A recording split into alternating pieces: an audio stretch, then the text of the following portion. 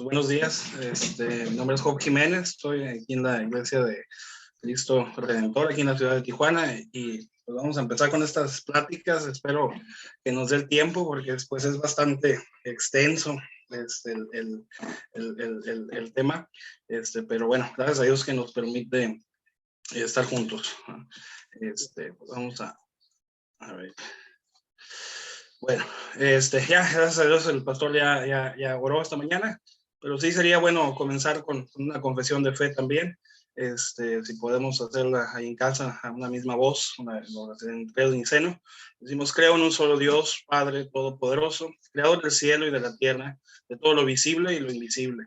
Creo en un solo Señor Jesucristo, Hijo único de Dios, nacido del Padre antes de todos los siglos, Dios de Dios, luz de luz, Dios verdadero de Dios verdadero, engendrado, no hecho, consustancial al Padre, porque en todas las cosas fueron hechas, el cual por amor de nosotros y por nuestra salvación descendió del cielo, y encarnado de la Virgen María por el Espíritu Santo, fue hecho hombre, y fue crucificado también por nosotros bajo el poder de Poncio Pilatos.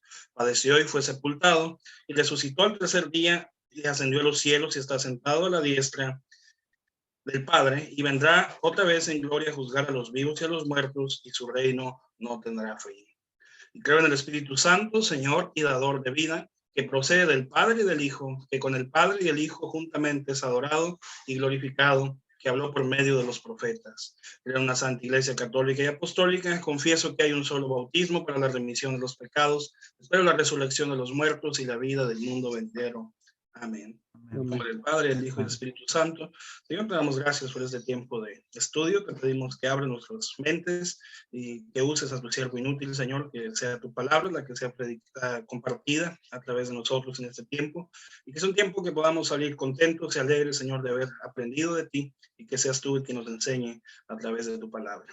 Gracias porque hablaste a nuestras vidas en un idioma conocido, Señor, y pudimos escuchar tu evangelio, y nos has llamado, Señor, a ser parte de tu iglesia por el sacrificio maravilloso de tu Hijo Jesús. Pero damos gracias y glorias en esta mañana, Señor, y te pedimos que nos acompañes a lo largo de este tiempo. En tu nombre oramos. Amén. Amén, amén. Por cierto, Job, me di cuenta, brevemente quisiera presentarte. Job Jiménez sirve actualmente como vicario en la Iglesia Cristo Redentor en Tijuana. También sirvió como vicario en la Iglesia San Mateo de San Luis Río Colorado del 2012 al 2014. Cursó estudios en el Seminario Concordia de Buenos Aires también en el 2014, y actualmente es parte del Seminario Concordia, el Reformador en República Dominicana, desde 2020 a la actualidad. Y además es licenciado en Psicología por el Centro Universitario.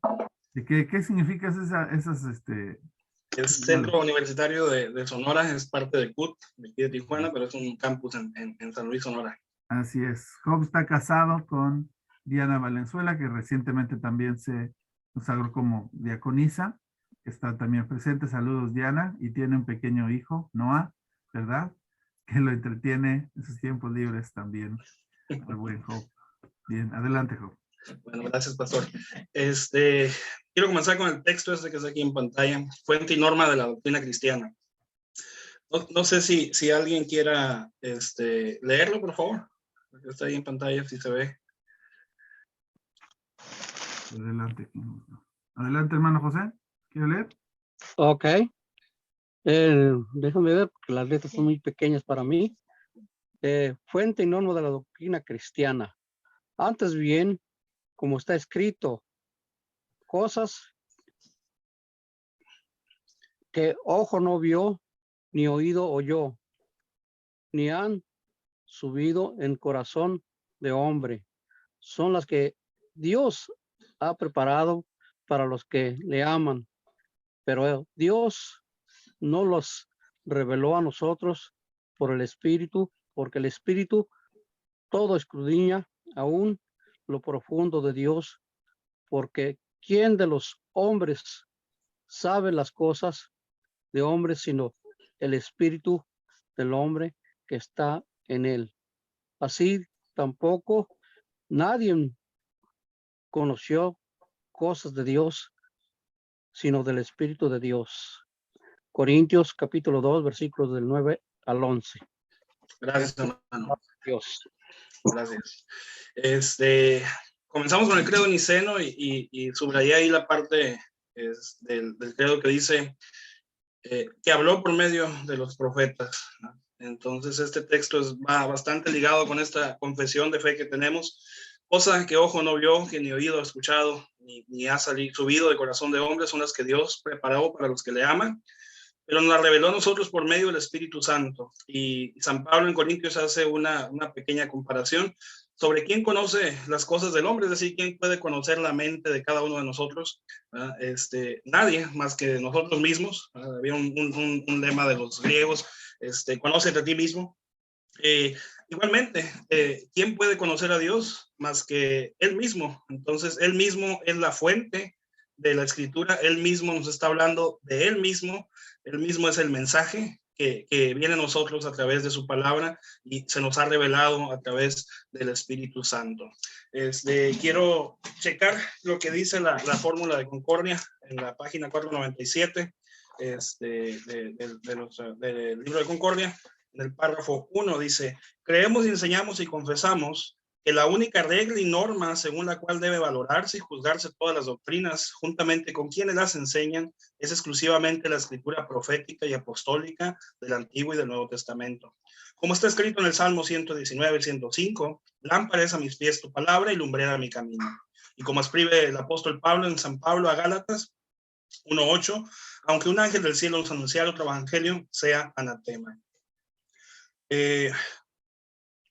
Otros escritos, empero, de teólogos antiguos o modernos, sea cual fuera el nombre que lleven, no deben considerarse iguales a las Sagradas Escrituras, sino que todos ellos deben subordinarse a la misma. Y dice también en el párrafo 4 de la misma primera parte del epítome: pero lo que respecta a cismas en materia de la fe que han ocurrido en la actualidad, consideramos como consenso y declaración unánime nuestra fe y confesión cristiana, especialmente en oposición al papado y su culto, idolatría y superstición, y en oposición a otras sectas. El símbolo redactado en esta época reciente, a saber, la primera e inalterada confesión de Habsburgo, entregada a Carlos V con su apología, y los artículos compuestos de Esmeralda en el año 1537 y suscritos en el tiempo por los teólogos más eminentes. Y puesto que en estas cuestiones atañen también a los laicos y a la salvación de su alma, aceptamos además como Biblia los laicos, el catecismo menor y el mayor del doctor Lutero, incluidos en esta obra. Entonces, pareciera un poquito contradictorio lo que nuestra confesión dice, ¿verdad? Porque hablamos de una fuente que es Dios, que se revela a sí mismo a través de su palabra, y la misma confesión dice que no hay otra fuente y no hay otra norma de la doctrina que dictamine qué es lo que Dios quiere hablar y qué es lo que Dios quiere decir, sino su misma palabra que habla de él. Y después habla sobre las confesiones y sobre incluso el catecismo, lo llama la Biblia de los laicos. Entonces pareciera una contradicción.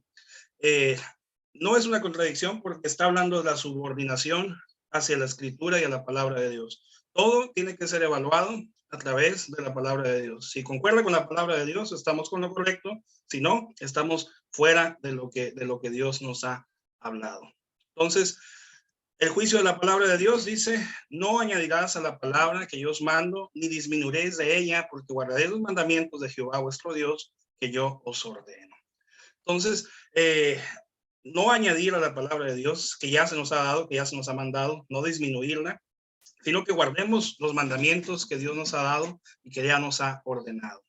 Entonces, lo que hacemos es exponer y explicar nuevamente con nuestras propias palabras lo que los textos de la Biblia realmente significan y enseñan.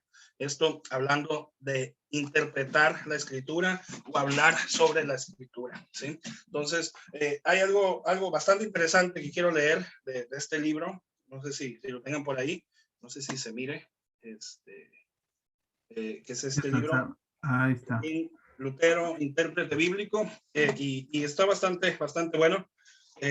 Dice la página 50, que es donde quiero leer. Entonces, hablando sobre el juicio de la palabra de Dios, es decir, quién puede juzgar si es la palabra de Dios como tal, quién puede añadir o quién no puede añadir. Dice Lutero: por lo tanto, deja de lado tu opinión y sentimiento y considera esta escritura como la cosa sagrada más excelente y noble, como la mina más rica que nunca puede ser suficientemente explorada, para que puedas encontrar la sabiduría divina que Dios presenta en forma tan sencilla y llana para reprimir toda altanería. Aquí encontrarás tú los pañales y el pesebre donde yace Cristo, al cual también el ángel remite a los pastores. Son pañales comunes y sencillos, pero apreciable el tesoro. Cristo está envuelto de ellos. Entonces, hablando sobre esto, son palabras sencillas, son palabras básicas de nuestro lenguaje o del lenguaje donde Dios se ha comunicado con su pueblo. Entonces, Dios es la fuente de su palabra que quiere comunicar quién es Dios y nos manda que su juicio recae sobre él mismo, porque él es el que da autoridad a su palabra. Lo único que hacemos nosotros es exponer nuevamente con nuestras propias palabras este significado que es la interpretación bíblica. Y lo importante aquí es saber que Dios se acercó al hombre a través de su propio lenguaje. ¿Para qué?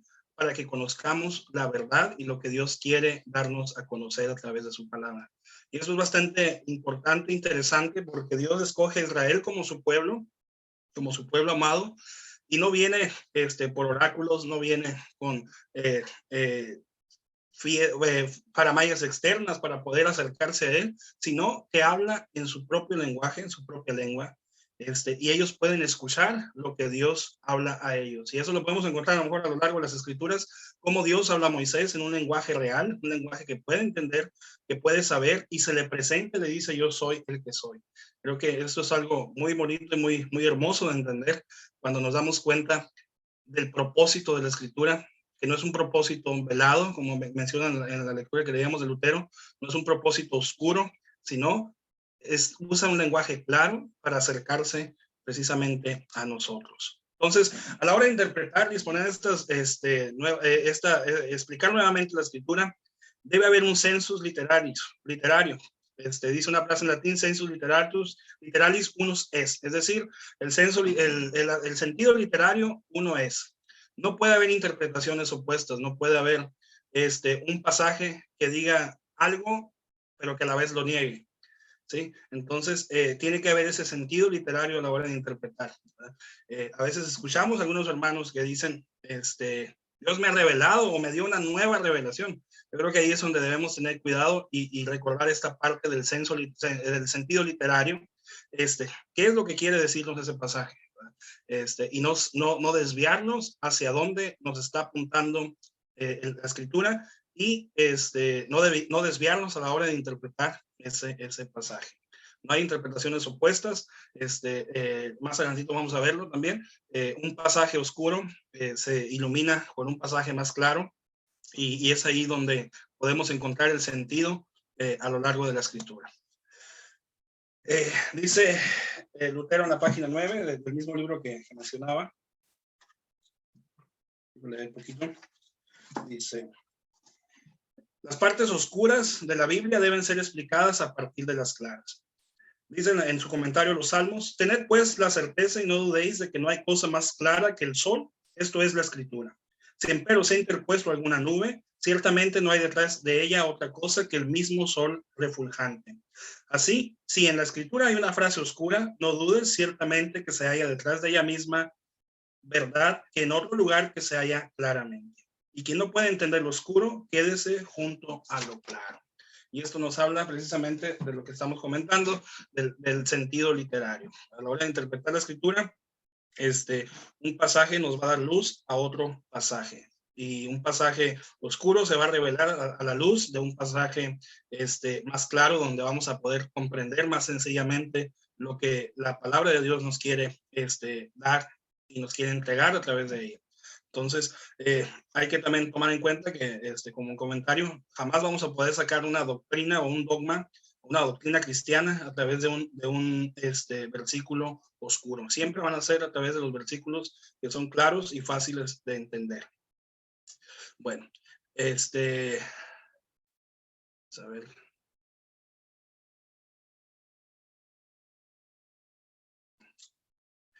Dice aquí: la verdad de la doctrina no se mide en el acuerdo de concilios, escritos confesionales, razón humana, ciencia, etcétera, sino el acuerdo con la escritura. Aceptar doctrinas de hombres como divinos es necedad. No sé si alguien pueda leer alguno de los textos. Mateo 15:9, Hebreos 13:9, Mateo 7:15 y Jeremías 23:31.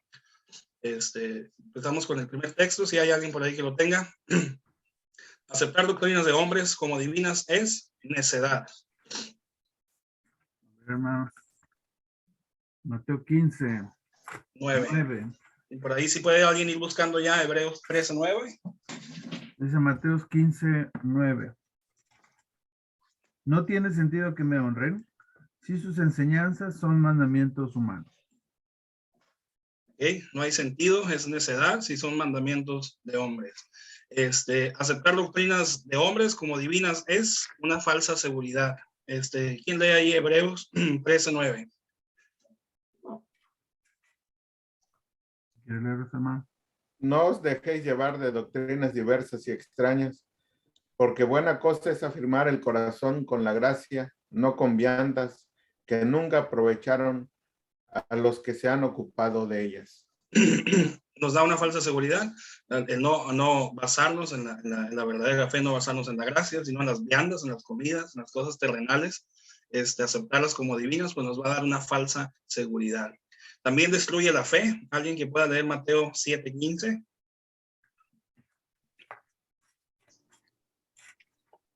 Guardaos de falsos profetas, que vienen a vosotros con vestidos de ovejas, pero por dentro son lobos rapaces.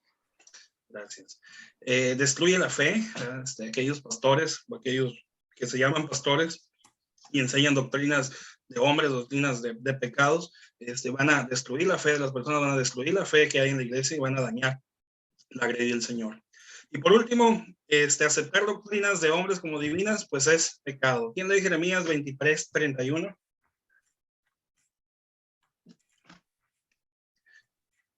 ¿Quién lo lee por ahí? Dice, yo estoy en contra de los profetas que se roban entre sí sus palabras y luego dicen que son mías. Pero 31, ¿va? Dice, yo estoy en contra de los profetas que hablan con dulzura y luego afirman que yo he hablado. Hablan con dulzura, ¿no? Endulzan el oído, mienten, así como el diablo mintió en el jardín del Edén, y tergiversan o maltuercen la palabra de Dios, ¿verdad? Estoy en contra, quiere decir, pues es pecado, ¿no? No lo acepto como tal, dice el Señor. Entonces, ¿qué dicen las confesiones sobre esto? Dice la página 543 de las confesiones. Y es interesante porque acordamos a la confesión cuando arriba tenemos la verdad de la doctrina no se mide en el acuerdo de concilios, escritos confesionales, razón humana, ciencia, etcétera, sino si no están en el acuerdo con la escritura. Dice el 543 en el párrafo 3. En primer lugar, dicen, recibimos y aceptamos de todo corazón las escrituras proféticas y apostólicas del Antiguo y del Nuevo Testamento como la fuente pura y clara de Israel, las cuales forman la única norma verdadera por la que han de ser juzgadas todas las doctrinas y lo que se enseñen. Entonces, pareciera un poco contradictorio, ¿no? Al hablar de escritos confesionales y al decir que estos no dan la doctrina, ni la razón ni la ciencia, pero hay que entender esta parte de aquí que nos dice de acuerdo con la escritura. Entonces, en nuestra confesión, primeramente, recibimos y aceptamos de todo corazón, dicen las escrituras proféticas y apostólicas del Antiguo y el Nuevo Testamento como la fuente pura y clara de Israel, las cuales forman la única norma verdadera por las que han de ser juzgadas todas las doctrinas y todo lo que ellas enseñan. Entonces, eso es importante entenderlo, porque la escritura es la que da vida y la que rige nuestra fe y todo lo que hacemos dentro de nuestra iglesia. Entonces, no es contradictorio, pues no, ¿verdad? Porque estamos hablando que todo lo que hacemos tiene que ser evaluado a través de la misma escritura. Dice en la página 625, en el artículo 4, hablando sobre la Santa Cena, menciona las confesiones. Dice, por lo tanto, es nuestro deber interpretar y explicar estas palabras del eterno, verdadero y todopoderoso Hijo de Dios, nuestro Señor, Creador y Redentor, de un modo diferente. Esto es, de un modo alegórico, figurado, metafórico, según parezca agradable a nuestra razón, sino con una fe sencilla y debida obediencia aceptar las palabras tal como rezan, en un sentido propio y claro, no permitir que seamos desviados del testamento expreso de Cristo por objeciones y contradicciones humanas extraídas de la razón, no importa cuán atractivas parezcan a la razón misma. Entonces, ¿qué quiere decir? Que nos sometemos a la palabra de Dios y explicamos esta de la forma clara y sencilla como se nos ha traído a través de la Escritura. ¿Sí? Esto hablando precisamente de la comunión y la controversia que había sobre la comunión con la Iglesia católica. Ellos daban, y hay que recordar esta parte, el clero católico toma como norma o como dogma, mejor dicho, tanto el magisterio, que es el clero, los curas y el papa, para crear doctrina, la tradición de la Iglesia y la Escritura. Entonces, si la tradición de la Iglesia está de acuerdo, se considera como dogma, como dogma que rige la Iglesia o que rige la vida eclesiástica o la vida de los cristianos. Un ejemplo sencillo, por ejemplo, pues es el celibato de los sacerdotes. ¿Sí? En un concilio se acordó, se aceptó y se ha tomado como doctrina de la Iglesia. Entonces, el sacerdote pues no se casa. Esto es contradictorio a la Escritura, por tal, aunque esté en sus escritos confesionales, aunque haya un concilio donde todos los curas y sacerdotes estén de acuerdo, aunque tenga cierta razón o humana o sea coherente con la ciencia, si no está de acuerdo a la Escritura, pues tiene que ser desechado. Eso es lo que enseñamos y creemos y confesamos.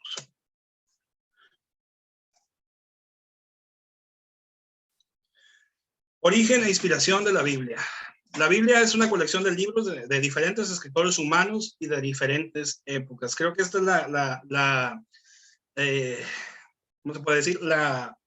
El argumento del posmodernismo, de los ateos especialmente, o aquellos que dudan de la veracidad de la Biblia, es como un libro, de varios libros, que es lo que significa Biblia, de diferentes escritores humanos con diferentes formas de pensar, con diferente cultura, con diferente, quizás idiosincrasias, con diferentes formas de crianza, etcétera, en diferentes épocas, porque no eran de un año o dos, sino que hay un periodo de más de 1000 años entre algunos autores. Entonces, ¿cómo puede considerarse una verdad inalterable si se ha metido mano por muchas personas? El autor es uno. Solo existe un autor de toda la Biblia y ese autor es Dios. La Biblia es el libro de Dios, el cual no contiene meramente la palabra de Dios, entremezclada con muchos agregados e interpolaciones humanos, sino que en todas sus partes es palabra de Dios. Nos dice Kohler en la página 26 de la doctrina, del compendio de la doctrina cristiana. Entonces hay un solo autor de toda la Biblia, ese autor es Dios, y no es solamente la palabra mezclada en la Escritura, no solamente una palabra revuelta, algo que Dios dijo y algo que Juan o Moisés a la hora de escribir el Pentateuco, pues ahí puso de su cosecha, le puso algo ahí más adhesión. No, sino que en todas sus partes, cada una de sus letras, cada una de sus frases es palabra de Dios. Y eso es muy importante entenderlo. Porque si creemos que es palabra de Dios, no vamos a entrar en cuestiones para interpretar el texto. Pero si decimos contiene o alguna parte es palabra de Dios, otra no es, tendríamos entonces un problema. Tendríamos que separar paja de trigo. ¿Qué sí es de Dios? ¿Qué Dios no dijo? Entonces un texto que puse aquí que es muy controversial en nuestro tiempo, es el 1 Corintios 14, 34, 37, dice, vuestras mujeres callen en la congregación porque no les es permitido hablar, sino que estén sujetas como también la ley lo dice. Y si quieren aprender algo, pregunten en casa a sus maridos, porque es indecoroso que una mujer hable en la congregación. ¿Acaso ha salido de vosotros la palabra de Dios o solo a vosotros ha llegado? Si uno se cree profeta o espiritual, reconozca que lo que os escribo son mandamientos del Señor. Entonces, muchas veces escuchamos a la hora de interpretar este pasaje, bueno, Pablo vivía en una sociedad machista y por eso escribió de esta manera. Entonces, no es totalmente como Pablo lo está diciendo. Cuidado, porque estamos cayendo en contiene palabra de Dios. Estamos diciendo, como que Pablo se equivocó, ¿verdad? Como que Pablo ahí le metió de su cosecha y no es plenamente lo que Dios está diciendo. Dios quiere decir otra cosa, ¿sí? Está hablando aquí precisamente del ministerio pastoral, ¿verdad? No quiere decir que la mujer no pueda hablar en totalidad y tiene que estar en silencio en el templo, no. Está hablando sobre el ministerio pastoral y es palabra de Dios. Entonces, ¿creemos o no creemos? ¿Nos sometemos o no nos sometemos? ¿Tiene, contiene o es palabra de Dios? ¿Sí? Entonces, es una parte que debemos tener cuidado porque la inspiración y la escritura misma nos dice que es la palabra de Dios, ¿verdad? Y no podemos contradecir los mandamientos del Señor como Pablo termina hablando. Entonces, debemos tener cuidado en ese sentido porque no podemos separar paja de trigo. Dice Hebreos 1:1-2. ¿Alguien lo puede leer, hermanos? Hebreos 1:1-2, hasta donde dice hizo el universo. Dice, Dios, habiendo hablado muchas veces y de muchas maneras en otro tiempo a los padres, por los profetas, en estos postreros días nos ha hablado por el Hijo, a quien constituyó heredero de todo y por quien asimismo hizo el universo. Aceptar toda la escritura como inspirada a pesar de los errores al copiarla. Perdón, ya me pasé. ¿Está bien? Sí, está bien, si gusta leerlo. Okay. Está bien. Aceptar toda la escritura como inspirada a pesar de los errores al copiarla o traducirla es el fundamento de la fe. Si el hombre determina que es o no, toda la Biblia quedaría bajo su juicio y pensamientos inclinados al pecado. Entonces así, ¿cómo podría ser un mito la creación? También puede ser un error de interpretación el pasaje de Pablo a los Corintios. Por tal, no debe ser tomado literal o dogmático. De igual manera, cuando habla del pensamiento retrógrado sobre el homosexualismo, o igual podríamos decir que Cristo no murió verdaderamente, que tampoco resucitó, sino que esto también es un mito. Gracias, pastor. Dios habiendo hablado muchas veces, ahora nos habló por los profetas, ahora nos habló directamente por el Hijo. Entonces, creemos que es la palabra de Dios, como decíamos, y aceptar la escritura como inspirada, a pesar de los errores, porque podemos decir, bueno, hay errores en la escritura, a la hora de traducirse, a la hora de hacer las traducciones, puede haber errores humanos, no deliberados, pero sí humanos.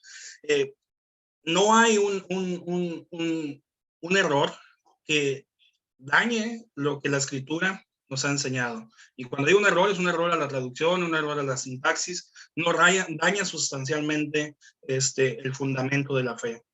Pero si nos basamos en ese sentido, entonces si nosotros somos los que determinamos qué es lo que sí es palabra de Dios y qué no es, va a quedar bajo nuestro propio juicio, bajo nuestros prejuicios, bajo nuestra idiosincrasia, bajo nuestro propio pecado. Entonces, podríamos decir, como dicen algunos, la creación es un mito, no sucedió realmente así, como dicen algunos intérpretes, y podríamos partir de ahí por toda la escritura, separando paja de trigo, que sí es verdadero y que no es verdadero, que sí es mito y que no es mito, como mencionamos en este pasaje de Pablo. O por ejemplo, cuando habla sobre el homosexualismo, el argumento hoy, pues bueno, es que Pablo era retrógrada, eran otros tiempos, hoy lo teníamos que aceptar, etcétera. Pero pues igual también en ese mismo sentido podemos ir avanzando y decir, pues Cristo no murió verdaderamente, no resucitó, sino que todo esto es un mito también. Entonces, debemos tener cuidado a la hora de interpretar la escritura en este sentido, ¿verdad? Y nunca olvidarnos que es palabra de Dios. La Biblia como manual. A veces escuchamos esto, la Biblia es un manual de vida. Vas a encontrar ahí todas las respuestas. Dice la escritura en Juan 21:25, y hay también otras muchas cosas que hizo Jesús, las cuales se escribieron una por una. Pienso que ni aún en el mundo cabrían los libros que se habrían de escribir. No todo lo que hizo el Señor, no todo lo que Dios conoce, lo ha revelado en la escritura. Dice Juan 20:30-31, hizo además Jesús muchas otras señales en presencia de sus discípulos, las cuales no están escritos en este libro, pero estas se han escrito para que creáis que Jesús es el Cristo, el Hijo de Dios, y para que creyendo tengáis vida en su nombre. Creo que al final, Kohler menciona sobre el propósito de la escritura, lo vamos a tocar un poquito al final, pero desde aquí podemos entender que el propósito de este libro es precisamente traer a nosotros lo que Dios ha hecho en Cristo, para que creamos. Entonces, que sea un libro inspirado, que sea un libro que viene de Dios, no quiere decir que es un manual y vamos a encontrar todas las respuestas del mundo. Como a veces se nos pretende hacer creer que la Biblia es un manual y podemos encontrar todo y podemos compaginarlo y refutar cualquier verdad humana, no. El propósito principal es llevarnos a la fe del Hijo de Dios, ¿sí? Y que tengamos vida en su nombre. Ese es el origen y ese es el propósito de la Escritura para nosotros. Hay libros apócrifos, menciona Kohler, y los conocemos, quizás algunos de nosotros. Son libros que no podemos sacar doctrina de ellos, son libros que nos hablan sobre eventos históricos y nos pueden dar luz a la hora de interpretar, pero no podemos basar doctrina en base de ellos. ¿Por qué? Porque nunca han sido considerados como inspirados desde la formación del canon. Hablando de las copias y las traducciones, si son inspiradas o no son inspiradas, debemos reconocer el trabajo de los copistas a la hora de traer la escritura, ¿no? Un intérprete valioso que tenemos en nuestra era contemporánea, pues ha sido Lutero, ¿verdad? Con su estudio de los idiomas y con el trabajo que hizo para traducir la escritura al idioma del pueblo. Sin embargo, muchos de los textos que tenemos son textos recientes. Entonces, una de las refutaciones que se hacían o de las contradicciones era, bueno, ¿cómo podemos saber que no se han contaminado a lo largo de los siglos?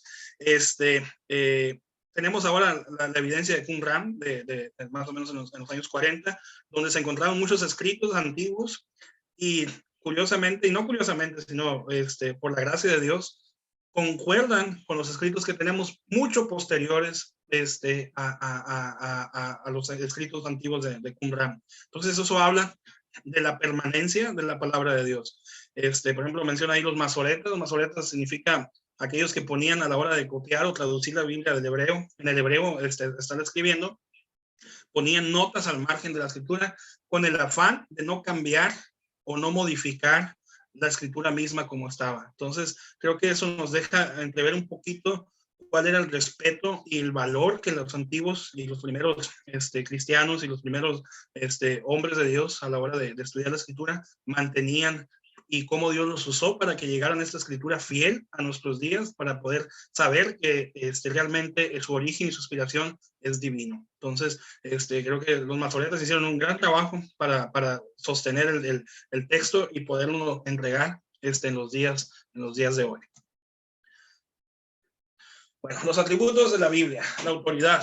Creo que ya checamos estos pasajes en Hebreos 1:1 hace un momento.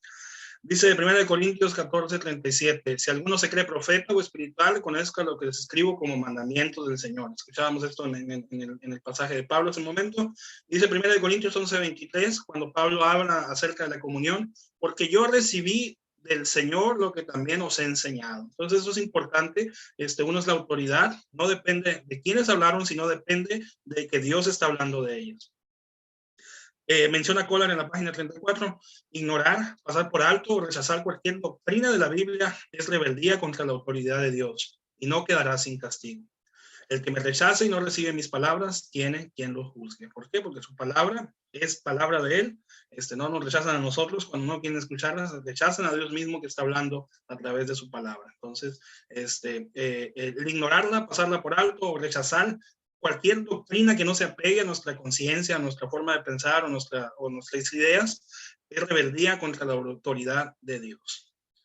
La inefabilidad y la verdad de la Biblia. Menciona Kohler un pasaje bastante difícil de traducir y de interpretar, perdón, cuando en los Salmos habla sobre los dioses que Dios nos ha llamado dioses. No en un sentido gnóstico, sino si entendemos el texto nos damos cuenta que habla de la asamblea de los jueces que están reunidos, que les ha dado autoridad. Entonces, en Juan 10:35 Jesús dice, hablando precisamente de que él se hacía llamar hijo de Dios o el hijo de Dios o Dios mismo, le cita este salmo a los judíos diciéndoles, si Dios mismo los ha llamado dioses, pues ¿por qué se admiran de mí?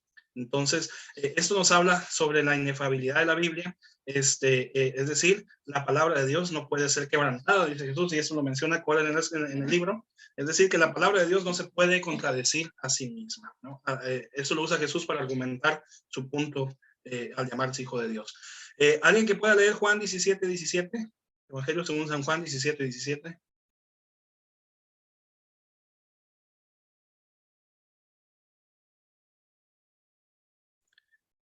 ¿Ya se me durmieron? Acá andamos, hermano.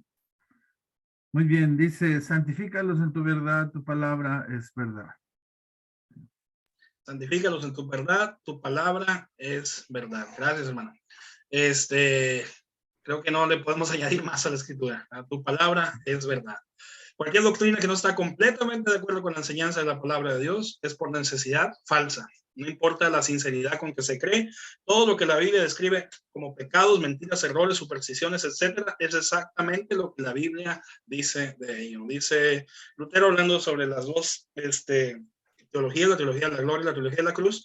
La teología de la gloria dice, llama, o los teólogos de la gloria llaman a lo bueno malo y a lo malo bueno, ¿verdad? Entonces, si nosotros caemos en ese error, si llamamos al pecado bueno, si creemos en mentiras, errores, supersticiones, en cosas que la Biblia prohíbe, pues estamos cayendo precisamente en eso. ¿Por qué? Porque la palabra de Dios es verdad, no se contradice y lo que nos dice es verdad. Entonces, eso nos habla sobre la inefabilidad y la verdad de la Biblia.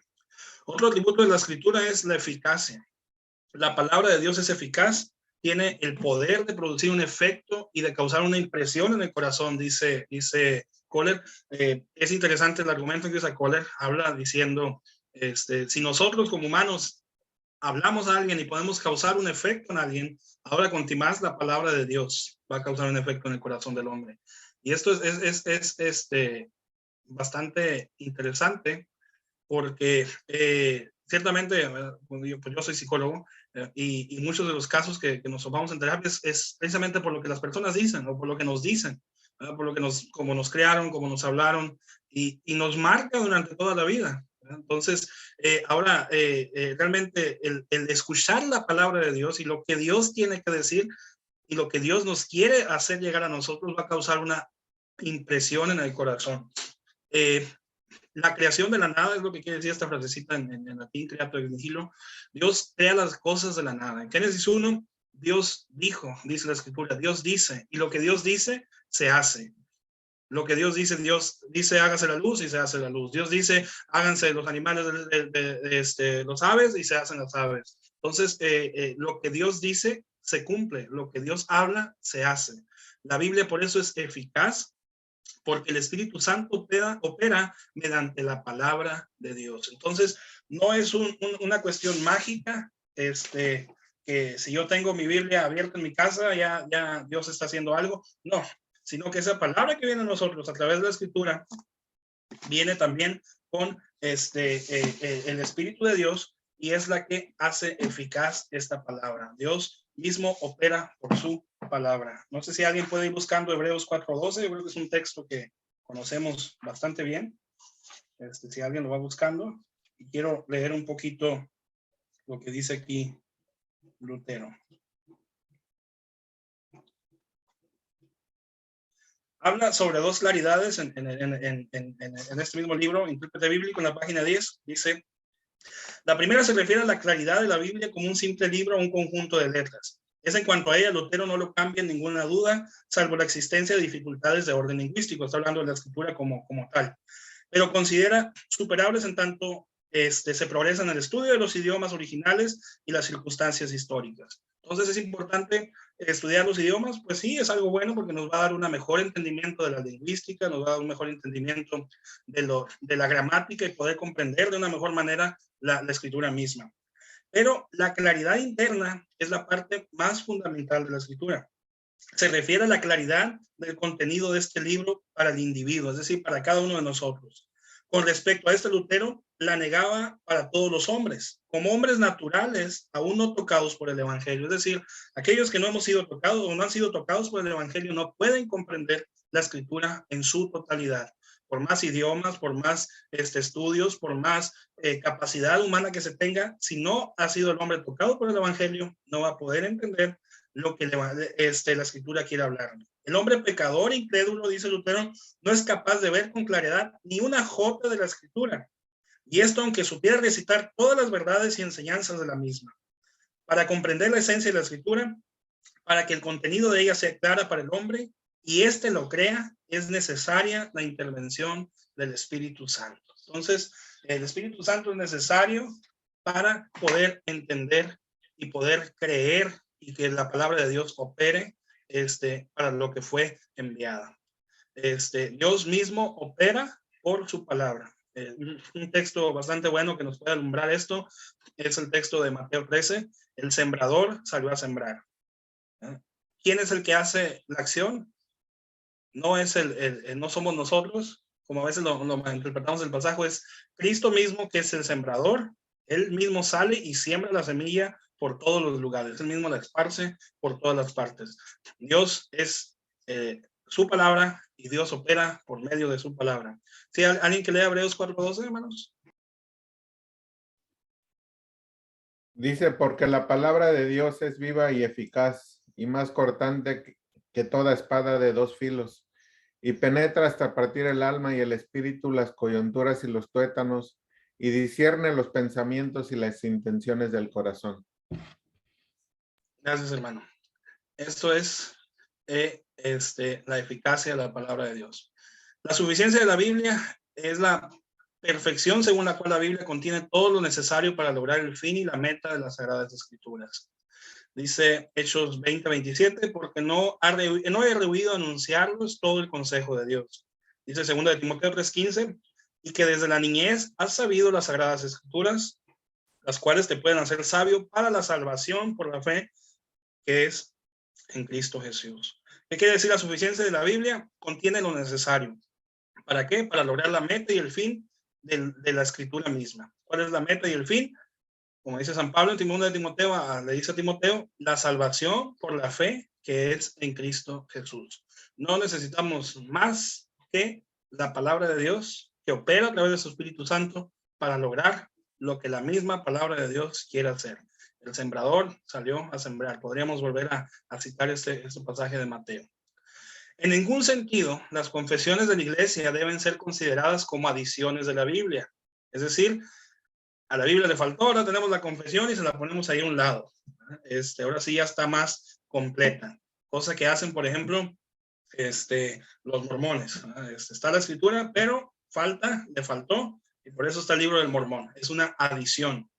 En ningún sentido las confesiones pueden ser una adición, suplementando como verdades adicionales o más completas. Ellas son, dice Kohler, simplemente, yo quitaría esa palabra simplemente, son reafirmaciones de la doctrina de la Biblia contra los errores que se han manifestado en el transcurso del tiempo. Kohler en el libro, en la página número 37. ¿Qué quiere decir esto? Son la reafirmación y la confirmación de nuestra fe. Todas estas confesiones que están bastante grandes en este libro, se llama el libro de Concordia, es lo que creemos y nuestra manifestación del error que ha pasado a lo largo de los tiempos. ¿Qué quiere decir esto? Es una exposición fiel y clara de la escritura.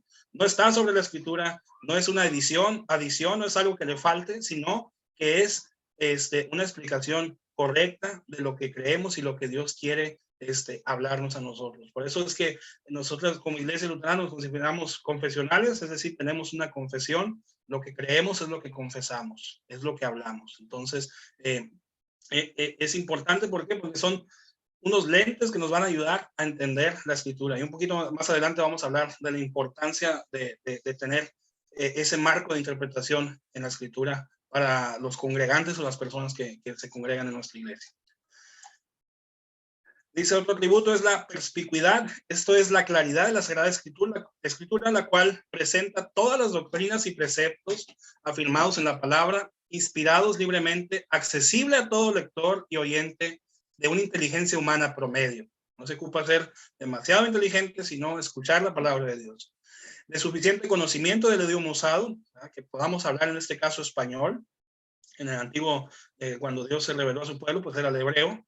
Y de una mente que de ninguna manera esté tan preocupada que le impida la aprehensión de las verdades mismas. Preocupada en el sentido que no pueda entender absolutamente nada. No obstante, la claridad con la que han sido expuestas. Ya que la Biblia fue dada al hombre en un lenguaje humano, debe suponerse desde el principio que el hombre está apto para entender sus enseñanzas, dice Kohler en la página 37. Y eso es importante, ¿verdad? Como lo mencionaba al principio, Dios habló a su pueblo a través de palabras claras. ¿Por qué? Porque es claro y evidente lo que él quiere hacer. En Hechos tenemos un evento muy importante. Estamos el próximo domingo, es domingo de Pentecostés, y celebramos cuando los discípulos fueron llenos del Espíritu Santo y hablaron en lenguas, ¿verdad?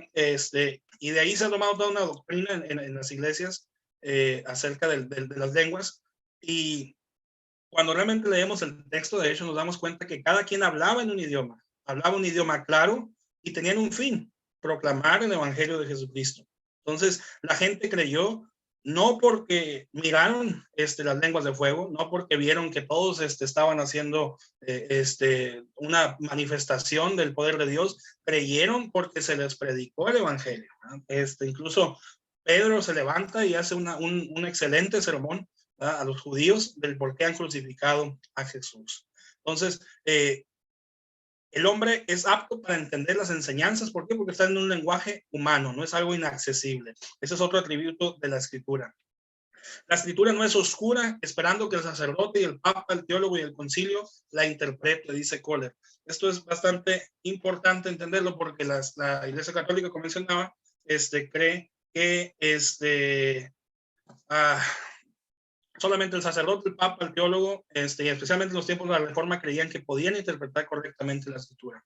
Entonces, no es la forma correcta de interpretarla. La escritura se interpreta por sí misma. Un pasaje le da luz a otro pasaje, como mencionábamos anteriormente. Entonces, la escritura no es oscura. Divisiones de la Biblia. La Biblia está dividida en el Antiguo y Nuevo Testamento. Tiene 39 libros. El Antiguo Testamento fue escrito entre 1500 y antes de Cristo y el 400 antes de Cristo. Tuvo un periodo de silencio desde el último libro hasta Juan el Bautista, donde otra vez Dios vuelve a hablar a su pueblo y comienza el Nuevo Testamento. 27 libros escritos entre la primera mitad del siglo I y la segunda mitad del siglo II después de Cristo. Dice Lucas, y les dijo: estas son las palabras que os hablé estando con vosotros, que era necesario que se cumpliese todo lo que está escrito de mí en la ley de Moisés, en los profetas y en los salmos. Dice el intérprete bíblico en el libro que leíamos, no lo voy a leer, pero habla sobre el Antiguo y el Nuevo Testamento. Y dice Lutero: en el Antiguo Testamento tenemos, si bien las doctrinas de la ley, tenemos lo que la ley ceremonial y todo lo que implicaba el Antiguo Testamento, pero también los antiguos tenían las promesas de gracia en Cristo, que los anclaron a la fe.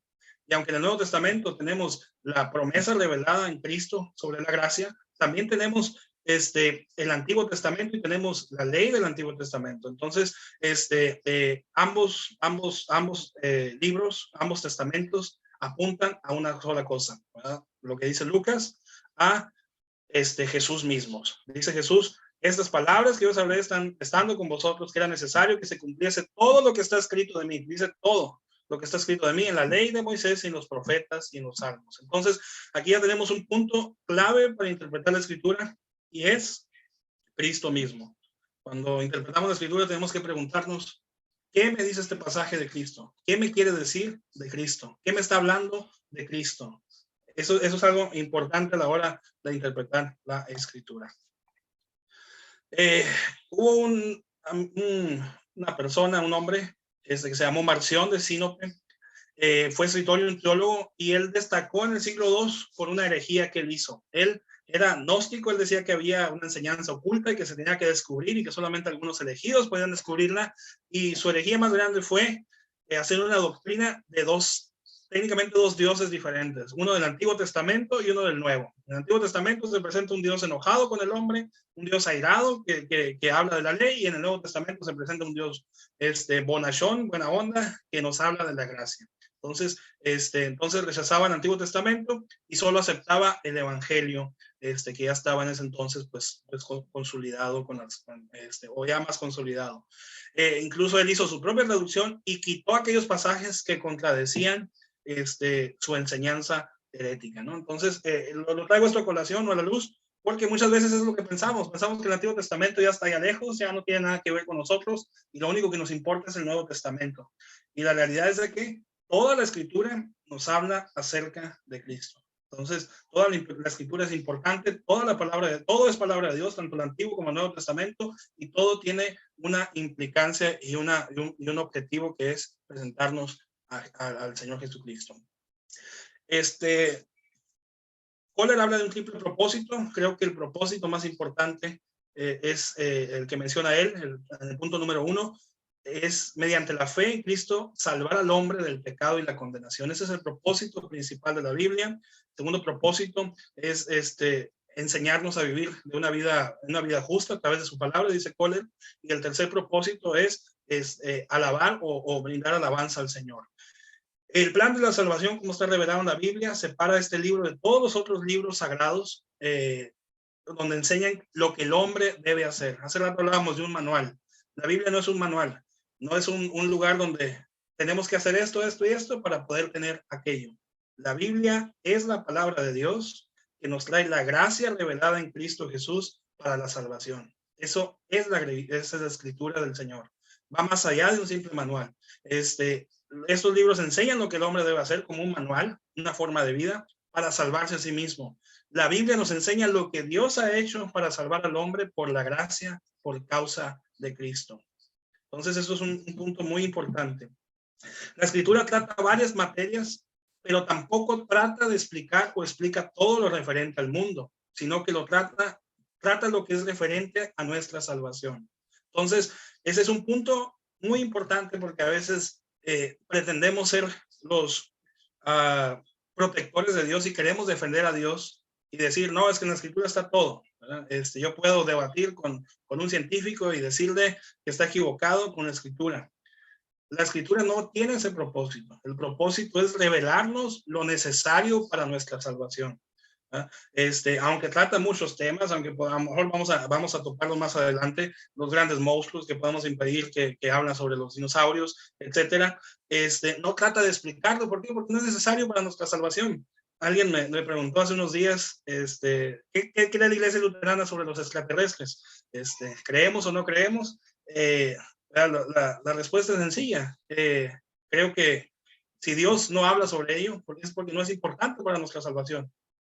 Y si existen o no existen, que a lo mejor podríamos decir, creo que nos debe dar una gran importancia y saber que Dios nos escogió y nos buscó a través de su palabra para revelarnos su salvación. Y eso nos debe hacer sentir también contentos de saber que aún en estas suposiciones podemos encontrar la gracia del Señor. Sin embargo, la escritura no trata de explicar todo lo que no sabemos, sino nos trata de revelar lo que es referente a nuestra salvación.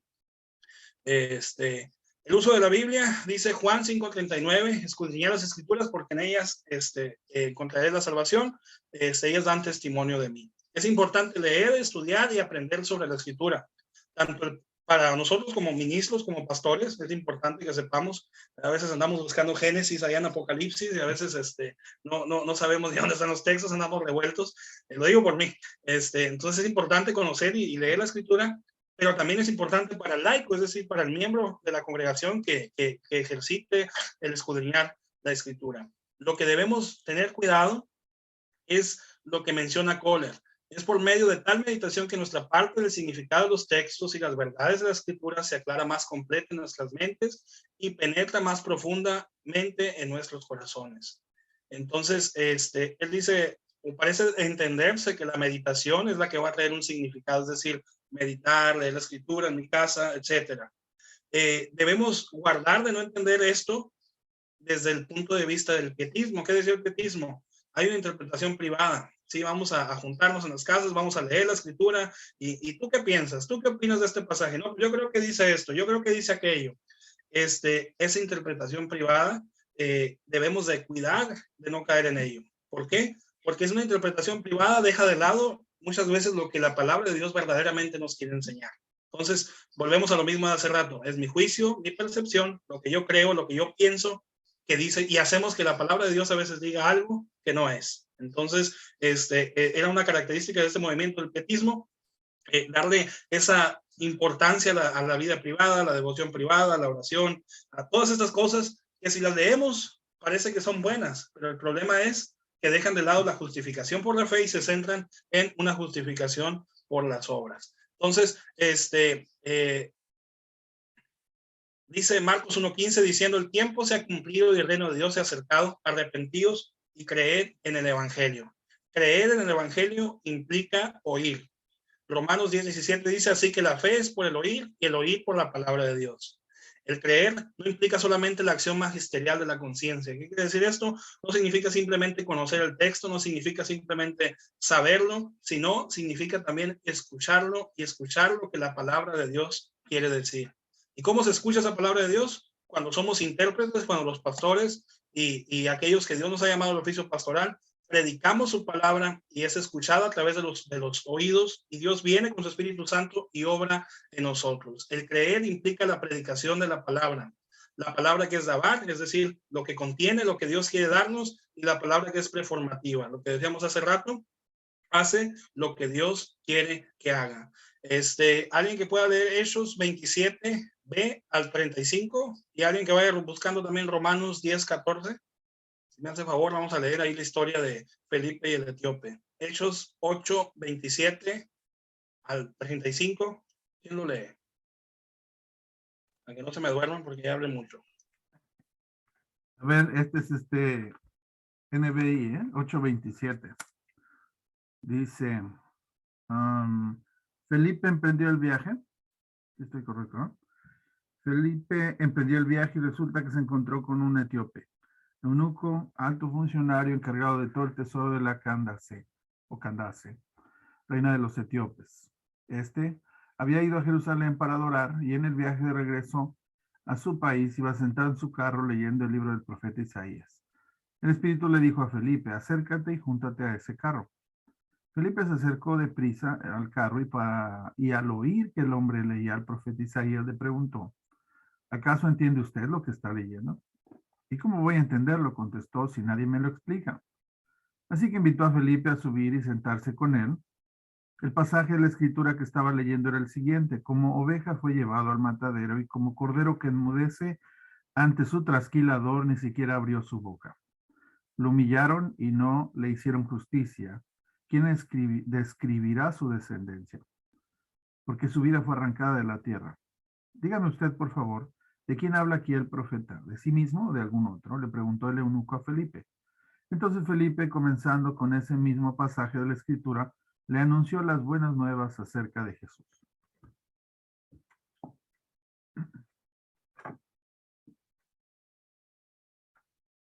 Ya no te escuchamos. Gracias, pastor. ¿Alguien que lea Romanos 10:14?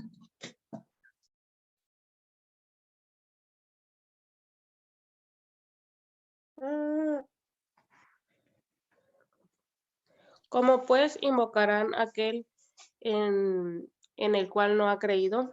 ¿Y cómo creerán en aquel quien no ha oído? ¿Y cómo oirán sin haber quienes han prediqué? Gracias. Entonces, vemos la historia de Felipe y el etíope. El etíope va con la escritura, va a ir leyendo. Dios manda a este hombre para que le hable sobre lo que está leyendo. Y una de las dudas es que no entendía lo que él leía. ¿De quién habla? Pregunta, ¿está hablando de sí mismo? ¿Está hablando de otro? ¿O de quién está hablando? El pasaje de Isaías. Entonces, le empieza a declarar la escritura, le empieza a predicar el evangelio y toma sentido, y esta predicación de la palabra de Dios hace lo que es mandado a hacer, y este hombre cree y es bautizado.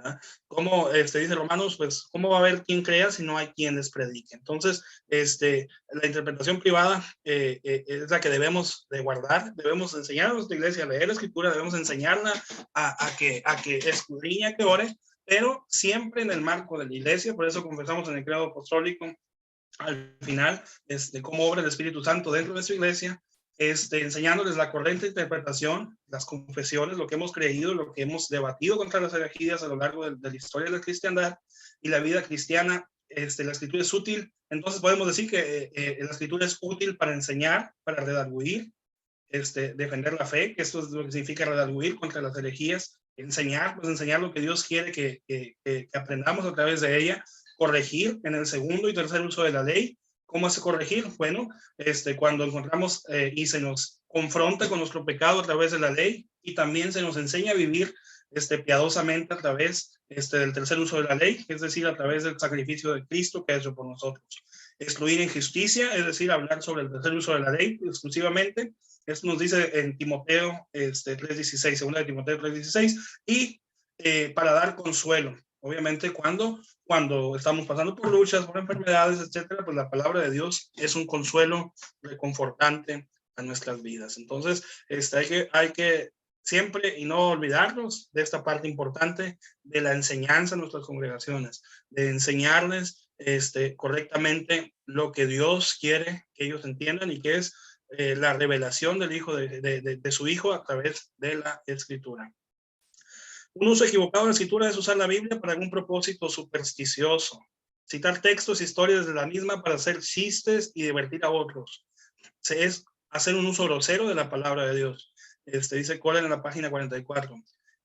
Últimamente, incluso a lo mejor hasta yo lo he hecho, ya está de moda los memes, por eso marqué ahí hacer chiste.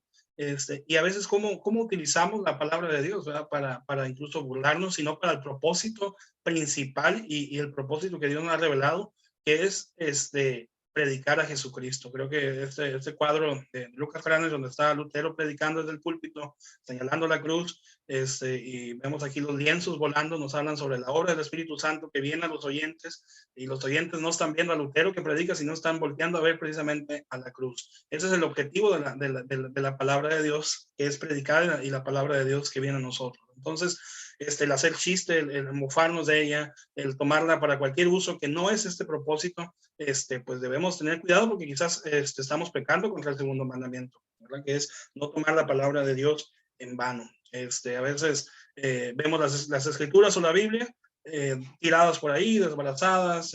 Me ha tocado, ¿verdad? Personas que las usan incluso para fumar marihuana, para limpiarse en el sanitario, en algunos lugares allá remotos. Me ha tocado ese tipo de situaciones, y esto es despreciar la palabra de Dios, ¿verdad? Esto también implica no valorar cómo Dios nos ha traído su palabra a lo largo de los tiempos. Creo que es un punto bastante bueno para meditar y para empezar a las consideraciones finales. Entonces podemos decir que la Biblia es palabra de Dios.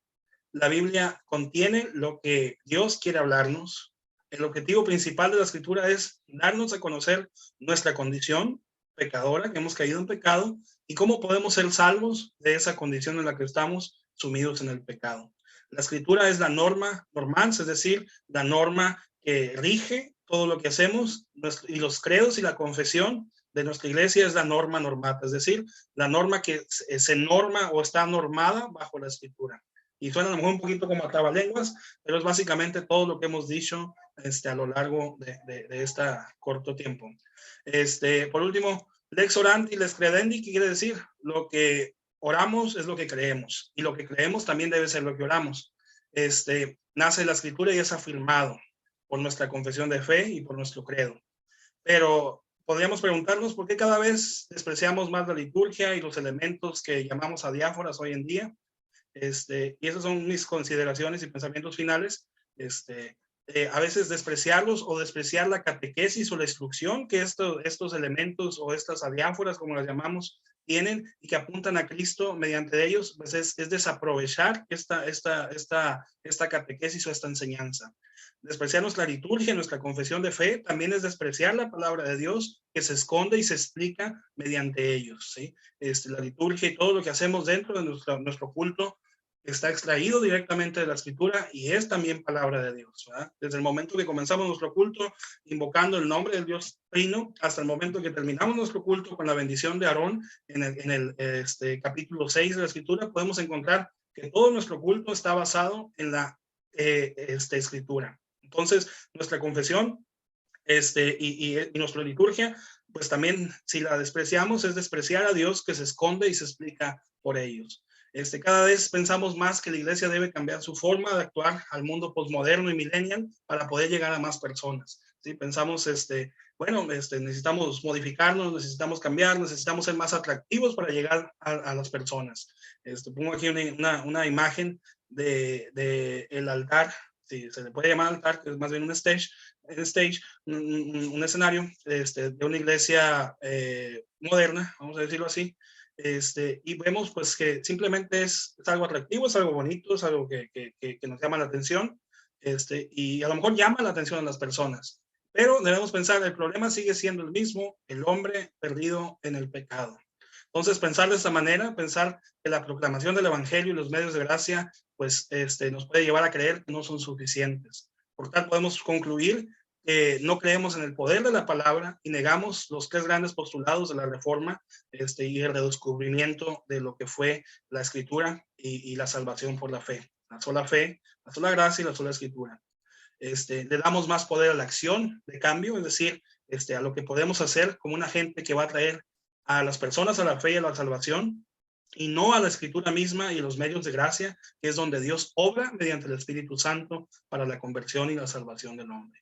Creo que eso es algo que debemos pensar como cristianos y como luteranos, el no desmayar de seguir predicando el evangelio, no desmayar de seguir predicando la palabra de Dios y no cambiar esta parte importante.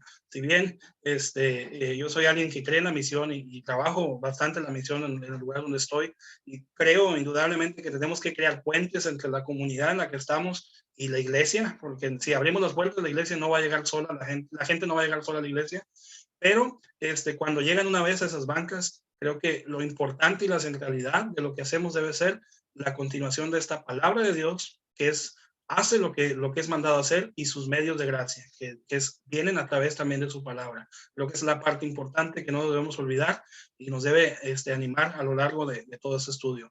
Al final, esas son mis consideraciones, son mi pensamiento final, y pues bueno, no quiero alargarme más porque creo que sí nos fuimos un poquito de largo. No sé si hay comentarios, preguntas. No, muchas gracias, muy buena presentación. Voy a parar la grabación un momento. Gracias a nuestros hermanos que pudieron verla después.